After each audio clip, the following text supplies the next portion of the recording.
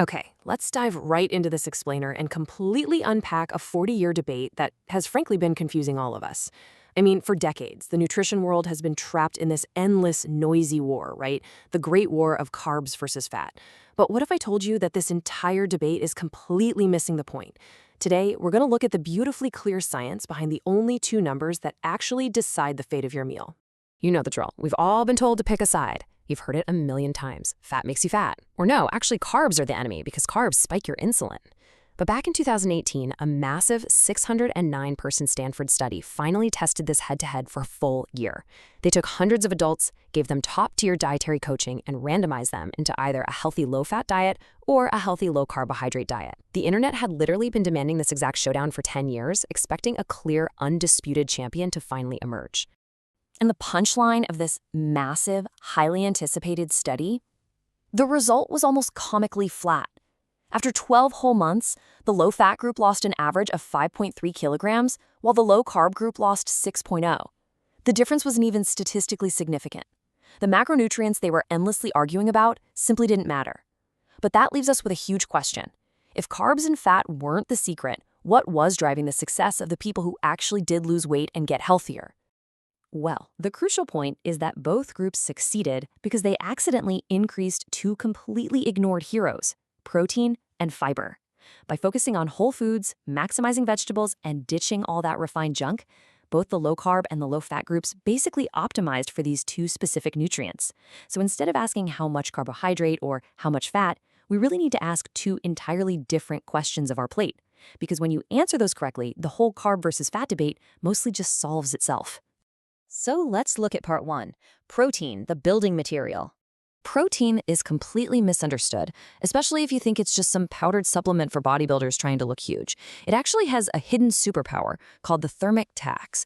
See, assembling amino acids into usable human tissue is such incredibly hard, complex chemical work that just digesting protein burns up to 30% of its own calories. Compare that to keeping up to 95% of the calories from carbs, or almost all of them from fat.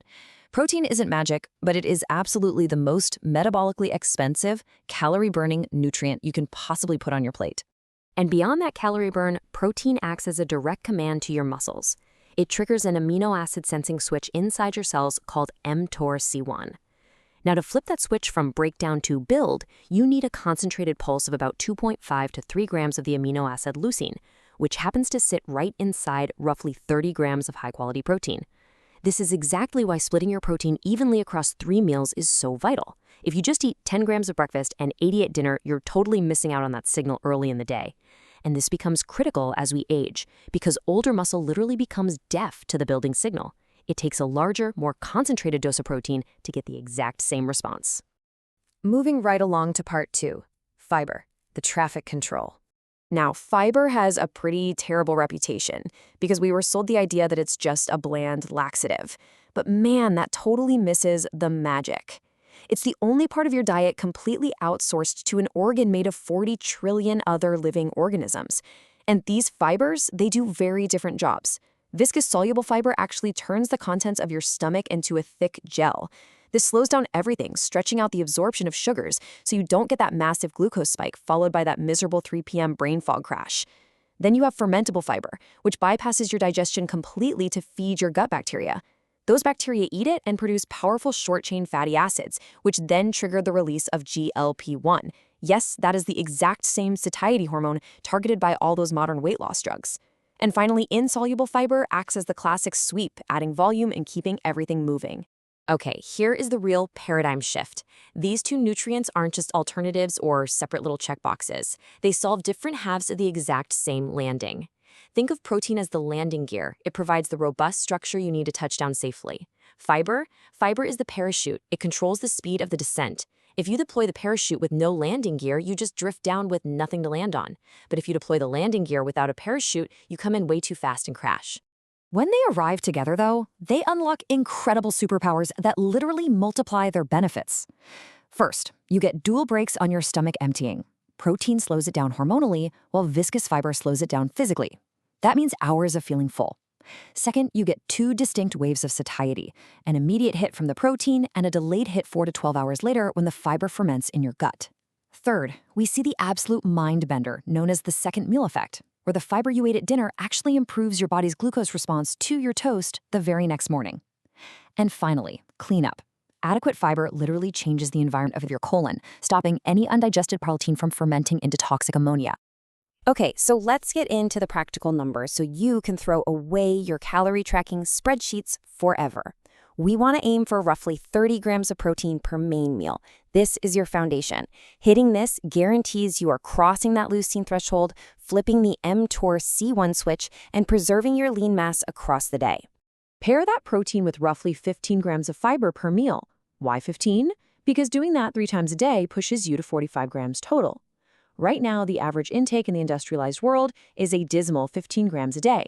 But massive population studies show that as you cross 25, 30, and approach 45 grams, all-cause mortality rates, diabetes risk, and cardiovascular risks absolutely plummet. Which leaves us with the ultimate easy-to-remember heuristic, a 1-to-2 ratio. 1 part fiber to 2 parts protein, or 15 grams of fiber for every 30 grams of protein. You don't need a medical degree or a kitchen scale, you just need to keep this simple ratio in your mind as your nutritional compass. Which brings us to part 3, building your plate and grounding all this science in reality. Knowing the numbers is one thing, but how do you actually translate this into a delicious daily habit without stressing over the exact math? Well, if you follow these 3 simple steps for your main meals, hitting that magic 1-to-2 ratio becomes almost automatic. Step 1, start by choosing a dense protein anchor, like chicken, eggs, or paneer. Step 2, and this is the crucial bridge, add a legume or an intact whole grain. Step 3, fill the rest of the visual space on your plate with a large volume of vegetables or fruit. Let me show you why Step 2 is the absolute game changer here. This brings us to the ultimate cheat code in human nutrition, legumes.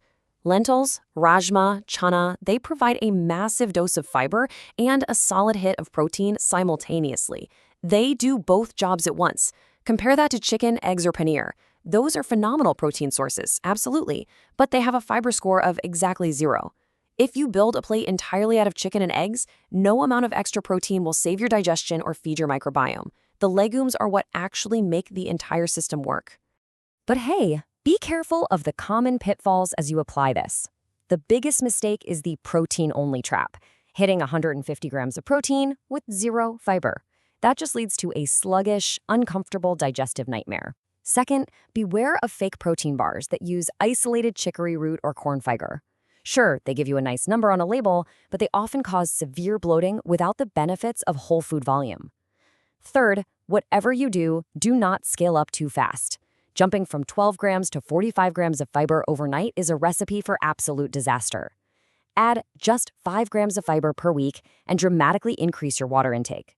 And finally, if you have IBS, don't ignore pain.